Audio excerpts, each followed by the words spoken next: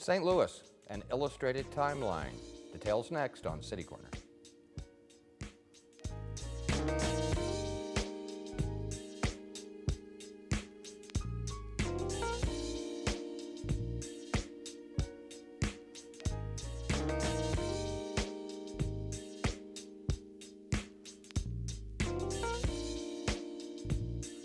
Welcome to City Corner, and our guest is Carol Shepley. She has written the book, St. Louis, an Illustrated Timeline. Hi, Carol. Welcome to the program. Well, thank you, Steve. And this is actually volume 2. It is. So I know we talked. How many years ago did that first volume come out? It's been a while. 4 years ago, yes. Is that all? It came out for the 250th anniversary of the city. I want to read the whole title because I think it kind of explains what you're trying to achieve in your book, and you can talk a little bit about it.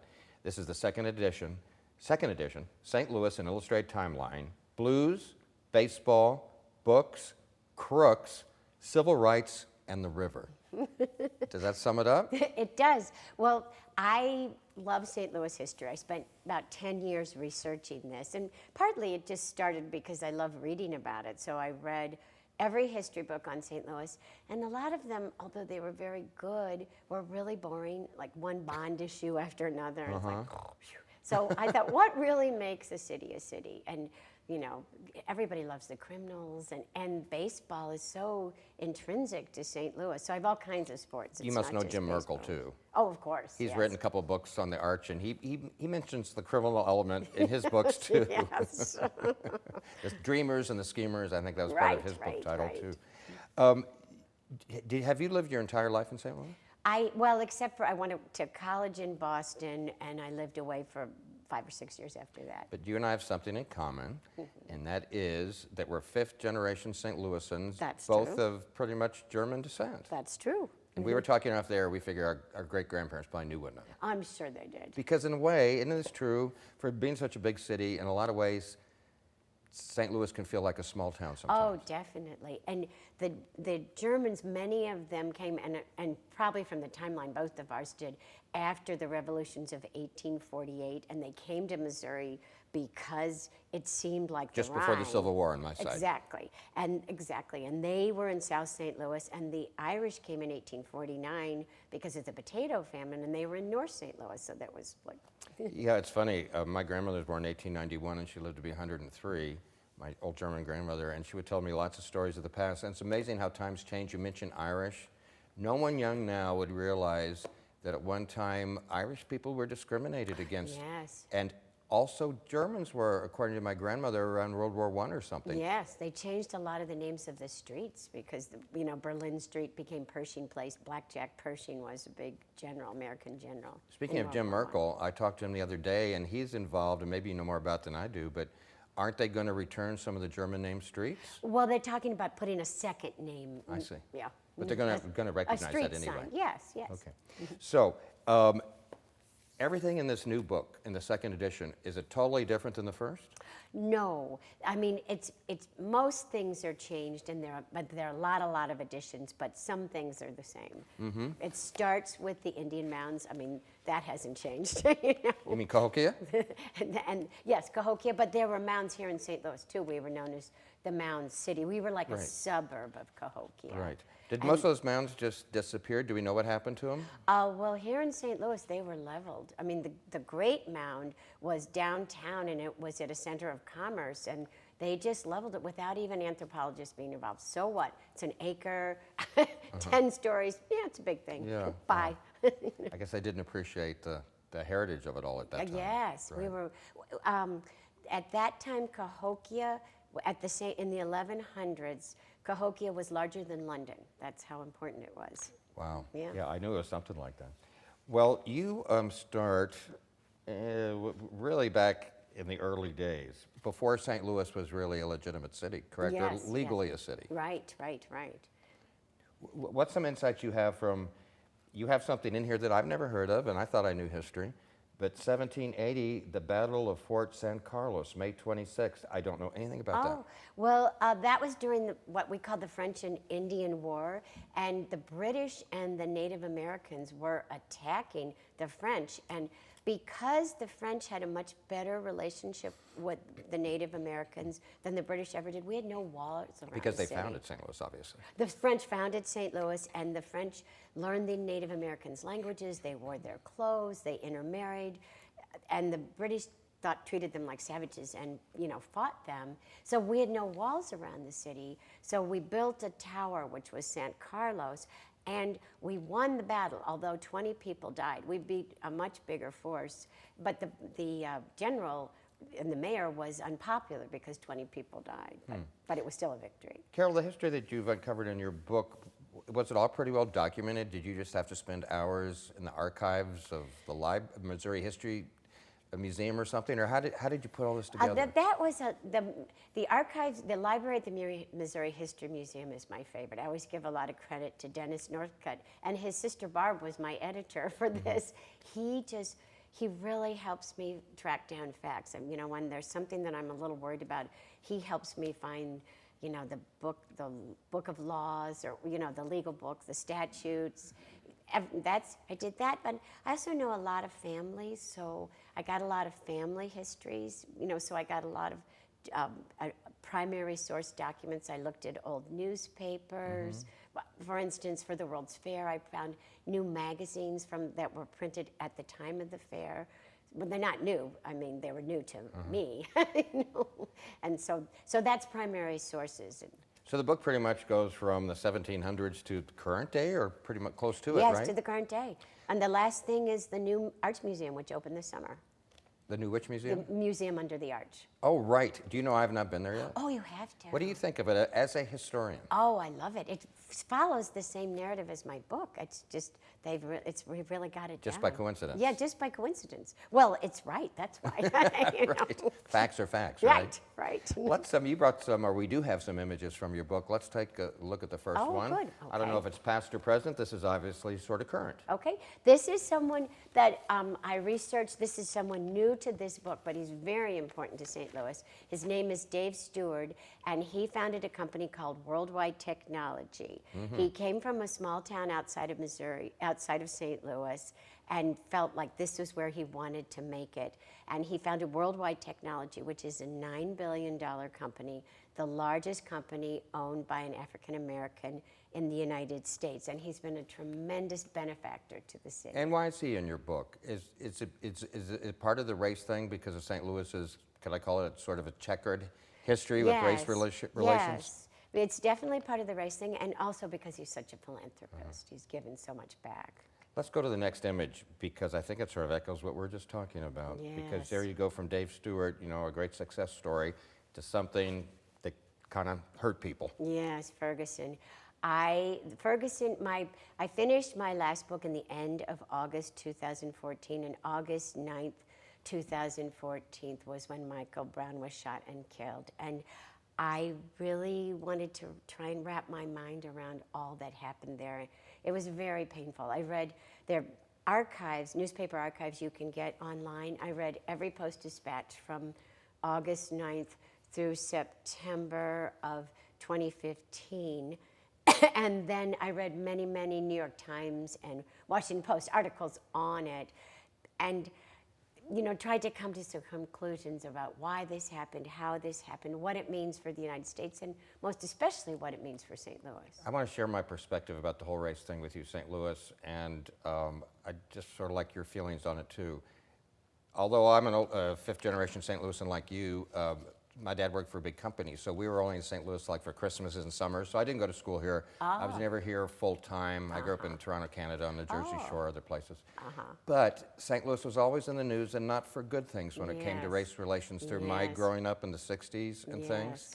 And it was always so hard to me to figure out the city that I loved and called home with the things that my friends in New Jersey would say because of what they read in the newspaper and stuff. Yes. Do you know what I'm talking about? Yes, And how do you feel about that? Well, and I do feel that, especially in Ferguson, we got a bad rap. The New York Times said that Ferguson was part of a ring of rage around St. Louis. Ferguson actually is a very nice city that was the first It is. successfully integrated suburb in St. Louis County, and people are proud of living there because it's successfully integrated. It's got a nice old district. And nice. Yeah. And you know, blacks and whites live side by side and enjoy that. And so it's very painful how we get I think, a bad rap. It's not right. Do you think that lingers today, that racial thing with St. Louis? And part of why it's so embedded in me is because my dad's dad, Ed Potter, was the principal in Normandy High School for almost 30 years, and he retired in 1969 after race riots at Normandy High School. So they were here like when what we call white flight in North County, and that was happening in Normandy and other school districts. Right. When my granddad was there, and he suffered through it. Yes. So I don't know, it's just an emotional thing for me. Yes. It is for me too, as well. Well, I didn't want to dwell on that too long, but that's an important part of your book. It is, and that is a thread throughout. I mean, I talk about race relations from the earliest time. I have new research on one of the early French founders, and he brought the Code Noir to St. Louis. And the French code treats slaves as people. You can't separate their children. You can't separate married. You have to let them observe their religion. You have to, after they're too old to work, you have to take Kind of care of respect them as human beings? Yes, but American law was based upon English law, which treats slaves as objects. You Right, know, wow. as Well, on a things, more so- positive racial note, let's take a look at the next image from your book, because this is more positive. And of course, it has to do with Martin Luther King Jr. This is another person that this is new to the book. I wrote a great deal about Mayor Cervantes, and in 1968, in April, when Martin Luther King was assassinated, 120 major cities throughout the United States went up in flames, but St. Louis was peaceful, and that was thanks to Mayor Al Cervantes, who was very respected in the African American community. He had come from poverty himself. He was the youngest of a family of 8 children, and his father left the family during the Depression. He left home at 15 with a quarter in his pocket, hitchhikes to California, became a huge success promoting rumba dances. I didn't know any of that. Yeah, and then he served in the Merchant Marine. He came back to visit his family, met his wife Carmen, and stayed. He built up a fortune in the cab company and in insurance, and he was very respected, had a lot of contacts. So the night that Martin Luther King was assassinated, the leaders of the black community met for hours, and Cervantes came at 4, and they determined St. Louis was not going to riot. The picture shows him marching in the parade. We had to honor King's funeral, and a lot of white people were really angry, spat on him, literally, for doing that. Wow. Yeah, that's another memory I have, although I would have been here that summer. I was in New Jersey, 20 miles from Newark, New Jersey. And Newark was a scene of a lot of race riots at that exact same time. It blew up. I mean, all the cities, we were so lucky we didn't, really. Well, it's St. Louis, a timeline, an illustrated timeline. Carol Shepley is the author, and we're going to pick up on more of this when we come back. Stay with us.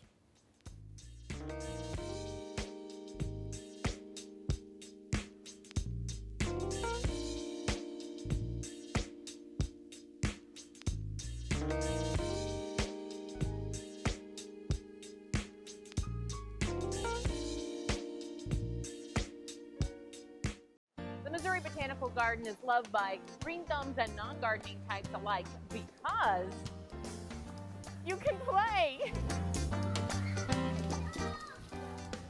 You can relax. And there's always something new to experience, no matter the time of day or the season. And learn about conservation and one-of-a-kind plants. So come and experience St. Louis.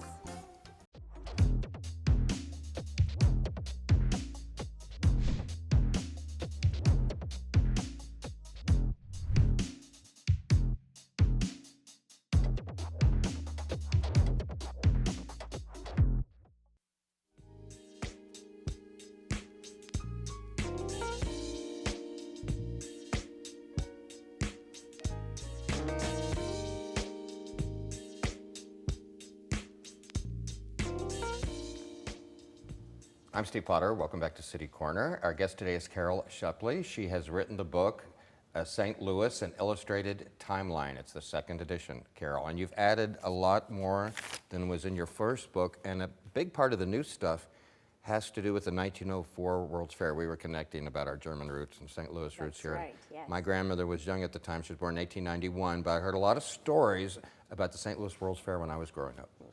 And so did I from my grandmother, who was born in 1890. Mm-hmm. I was fortunate enough to have some good friends come to visit from New York, and they mentioned to me that they had, from a great aunt, had acquired books, but had been left books that were this big, and each one was full of magazines, beautiful glossy magazines printed every month from 1901 to 1904, all about the World's Fair. And I said, oh, that is so exciting. I mean, I really want to put that into a book. We have to do a book on it.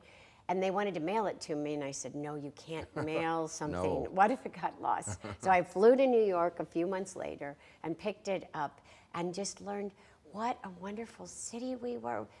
You know, how incredible the World's Fair was. You know, that Meet Me in St. Louis, Judy Garland movie sort of captures it. It's Oh, like it right here in does. St. Louis. It was Yes, amazing. Yes, yes, yes. Well, it all started with David Rowland Francis. I think we have a picture of him. There wouldn't have been a World's Fair without him.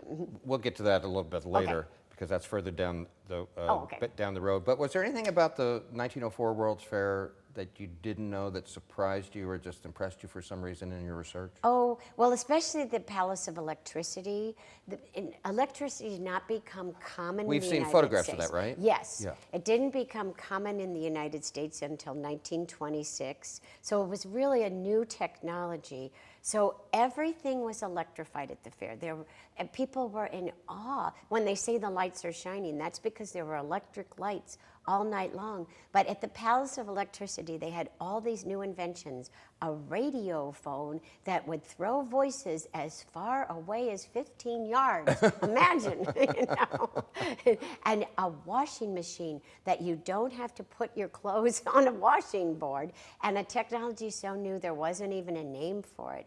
They said that you can clean your house without taking the curtains and the carpets outside because there's a kind of a suction tube that just sucks all the dirt away. Wow. Modern technology. Yes, yes. The fair was full of that, though, wasn't it? Like It new was. innovations of the time. It was at a time when the United States was just bursting with innovation and inventions, and the world was a different place because of the fair. For instance, like a family, the Busman family were young boys who'd come from Germany, and they saw all these things about electricity and decided there needed to be a way that you could capture electricity and store it. So they invented the fuse, Busman fuse. Oh, wow. We've got a couple of images I want to look at. Speaking of the World's Fair, which was, of course, held in what is now Forest Park, we've sort of got before and after. Explain what you're documenting in your book here. Okay, this is the Grand Basin, which was dug for the World's Fair. This is the way it looked in 1986. They had 13,000 men working, building all the palaces. 800 rearranged the land. They leveled it and made it flat for the palaces, and they built the Great Lagoon, the Grand Basin, which it's called, where they had gondolas going. And so they had 800 men doing that, 700 horses, only 2 tractors, each with 20 horsepower. That's like 2 ride-on lawnmowers to do this. And by 1986, this is unfortunately what the Grand Basin looked like. And the next picture is? This is what it looks like now, thanks to Forest Park Forever, which started at that time raising money because we weren't going to let this gem of Forest Park fall into disrepair. It's part of our civic pride. Well, Carol, I'm not sure if this is in your book or not, but tell me if I'm right. Wasn't there a Ferris wheel, part of the World's Fair, that they say was torn down and buried underground? It's still there? Yes. They don't know. It's the great mystery. It was 200, almost 300 feet high, huge. 20 people could be in each of the little carriages. It was that big. Wow. And the steel structure was torn down for scrap, but the central axle, which was 8,000 pounds, so 4 tons, They don't know what happened to it. It was either thrown into the Mississippi or buried under the golf It'd course. be kind of on the skinker side, right? Yes, right. Yeah, that's always interested me. Yes, it was. The pike was down in the flat part, along Lindell, kind of. St. Louis, an Illustrated Timeline is the book. Let's look at the next image, and this is something more recent, a gentleman who has figured prominently in St. Louis. Oh, this is Ted Jones. And so he, with his name like Ted Jones, maybe not too memorable, but if I say the name of his company, Edward Jones, yes. perhaps that comes to mind. Edward Jones was a stockbroker, a stock brokerage that was founded by his father. He joined it in 1948. There were 11 people working there. And he ended up living in the country. He loved the farm life. And he felt like these farmers he talked to were really smart, and they deserved to have a broker they could talk to about their investments, not have to go into the city to do it. His father laughed when he suggested it. Now, Edward Jones is the largest brokerage in the country with 12,000 branches. But I didn't realize they started that way, giving people outside of the urban area access to that. Yes, one man, one office. But what we can really thank him for is he and his wife, Pat, donated the Katy Trail to the state of Missouri. And they had to fight to do it. People were so suspicious. He said it was the hardest fight of his life. Really, why? Well, because the farmers just they were suspicious of the trade that would come there. And then his wife, Pat, I met her, she's still alive, said every time a bicycle wheel turns around, it drops a quarter into the Missouri economy. Because it brings $18.5 million a year into the economy. Let's look at the next image from your book, St. Louis, an Illustrated Timeline. And I think this might have something to do with some new research that you discovered? Yes, this is new research and these are secondary sources. Other people had gone to the primary documents. But this is a picture of a French commandant and meeting with the Native Americans. I mentioned how here in St. Louis. Yes, I mentioned how the French were so generous to the Native Americans and worked so well with them. We had in 1865, the city was founded in 1864. In 1865, the French lost the French and Indian War, and the victors get to write the history. So the French history is not known so well. But the commandant of Upper Louisiana was based in Fort Deschartres on the Illinois side of the Mississippi, and he had to but that land was ceded to the British, so he had to go to the western side. He chose St. Louis over St. Genevieve because of its auspicious setting on the limestone cliffs. He brought military government. He brought civil government because there was a magistrate and a judge to enforce the laws. And almost most importantly for a business center, he brought a lawyer and a notary. So we had contract law 18 months after the city was founded. There were only 332 people living here, and yet you could start a business and be confident that you had a contract that would stand. That's sort of amazing, isn't it? It is amazing. I think we have another shot that relates to the World's Fair out of your book. Why don't we take a look at that? Oh, this is the Pike. That was the main drag, right? The Pike was the amusement center. There was the main drag around the lagoon, which had the palaces of electricity. The Palace of Agriculture covered 20 acres. I mean, isn't that staggering? Yeah. That one building? But the Pike was the amusement center. That's what everyone loved. It was called the $10 million Pike, which is worth $1 billion or so now. They had all kinds of, sort of like Epcot. You could go and visit different civilizations. Isn't this one like I'm going to say pygmies or something? Maybe I'm not accurate about that, but there were some peoples from other lands, and they'd put them in their original, like how they would dress. Yes, and there was criticism afterwards that maybe we were like gawking at them. Yes, it was like people were like animals in the zoo. I mean, they didn't have cages around them, but they were in their negative habitat. Was that fair criticism, do you think? I do. I mean, it kind of horrifies me that they would bring people like that. But it was educational to the people. It was educational, and a lot of the people stayed. You know, the famous Dogtown is named after the Igorots, who ate the dogs, and that was on where they stayed. They were the ones people were really fascinated by, and that's where Wydown Junior High School is, the Clayton Junior High School, and the name of their yearbook is called the Igorote still. Wow. Let's look at one more, and this was a gentleman you mentioned earlier in the show. Oh, no, first this one, yes. Yeah, this is a stock certificate. I think it's such a beautiful piece of artwork in itself. The financing of the fair, this David Rowland Francis, how he pulled it together. Well, He was a mayor and he was all sorts of things, wasn't he? he was the mayor and the governor, and he was the Secretary of the Interior. He was the governor when in 1899 when and he lobbied the government and the whole Louisiana Territory to have the rights for St. Louis to have the Louisiana Purchase Exposition. He asked his friends, this is David Rowland Francis, and within 3 months, they donated $5 million.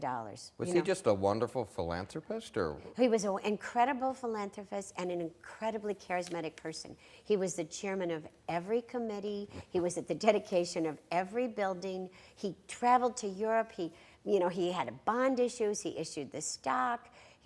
What he did, what he accomplished, and he got every single citizen of St. Louis to be involved too. It was a citywide effort. The great thing about your book, there's at least one different topic, sometimes more on every page. That's true. So it's a quick read. Yes. And it gives you a lot of information. I just want to throw out a couple of things.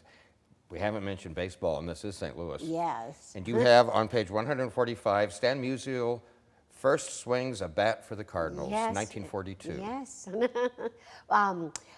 My mother loved baseball, and so I grew up, just baseball was part of our life. And Stan Musial, we just idolized him. And he was discovered by Branch Rickey, and he was just in high school at the time, and his father wanted him to go to college, and his mother had to really talk his father into letting, because his father had to sign the contract. There was a mayor of St. Louis that died in a glider crash.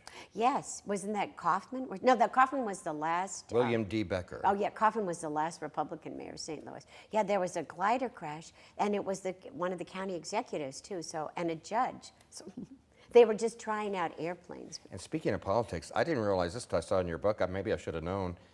St. Louis elects its last Republican mayor. And I looked at the date, 1945? Yes, it's that's been the that last time that there's been a Republican in St. Louis. That's amazing. That's Kaufman. The Glass Menagerie has St. Louis roots. Yes. Tennessee Williams was born in Mississippi, but he was raised here, and he went to Washington University. And there's a picture in the book on the literary magazine. He's standing next to my aunt. No kidding, really? Yeah. Wow. We're just about out of time, but there's something like the first section of Interstate Highway. Yes. That was Highway 40, wasn't it? Yes. And just a million other things. Enterprise Holdings, John F. Kennedy visits, McDonnell Aircraft. It goes on and on. How much fun was this to compile for you? It was so much fun. I love St. Louis. I love St. Louis history. It was one joy after another. Well, and Carol, I have a couple of quick notes because I wanted to mention before you go. You're doing some book signings October 25th and 27th and November 3rd. Do you want to briefly mention all those? Yes. October 25th, I'll be at the MAC downtown from 4 to 6 for a book signing, and that's open to the public. You don't have to RSVP. Then October 27th. Then I'll be at Christopher's in Kirkwood, across from the Farmers Market. And November 3rd. And November 3rd, I'll be at Bell Fountain Cemetery. Well, good. Do you have a website or anything for people to I look at? do, and they're all on that. Then, okay, all right. Well, we want to thank you so much for tracking the history of St. Louis. It's really enjoyable, Carol. Well, it's just so much fun to talk to you, Steve. Thanks, Carol Shepley. There it is, Reedy Press. Be sure and get it. Be a great gift for this Christmas. Believe it or not, it's almost here. Cool. Carol Shepley, thank you again. I'm Steve Potter. Thank you for watching, and join us next time for City Corner.